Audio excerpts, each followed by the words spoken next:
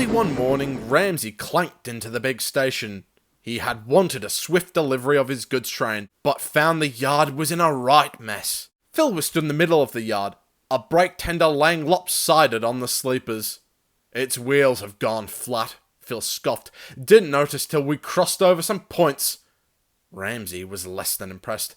"Did you not think to check on it before you left? You have a responsibility to withhold. We don't want engines like you playing kickball with things that keep us running safely." And he snorted away.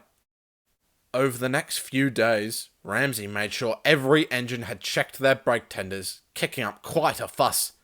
The other engines soon became tired of it. Then, the rain came. It was heavier than usual, making everything wetter and wetter by the day. The clouds hung low as Duck bustled into the yards. His branch line had been flooded, and Duck was assisting on mainline goods trains. The yard manager quickly approached.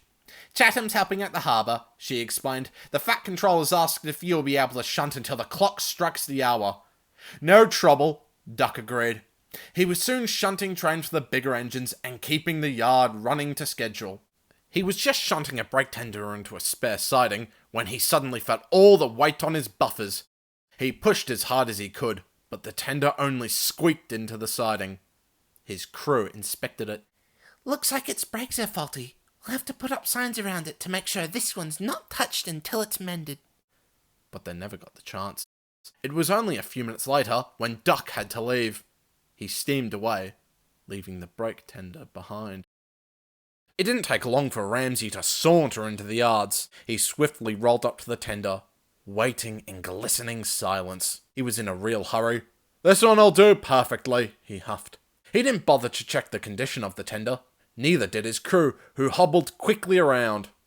At last, the train was ready. Ramsay slipped and skidded, but at last he got his grip and set off into the almost black sky. The start of the run was uneventful, all until they passed the radio station.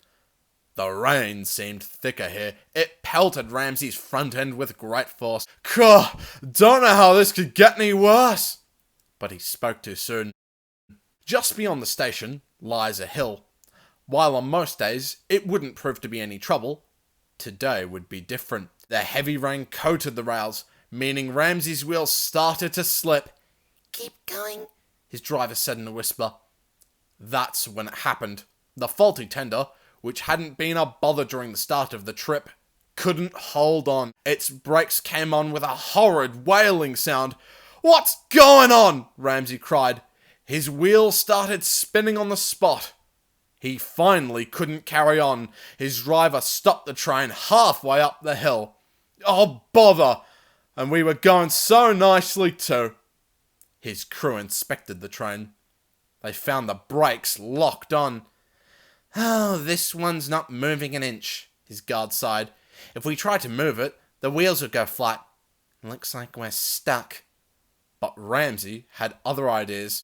"If we can get it to the next station, we shouldn't be too late.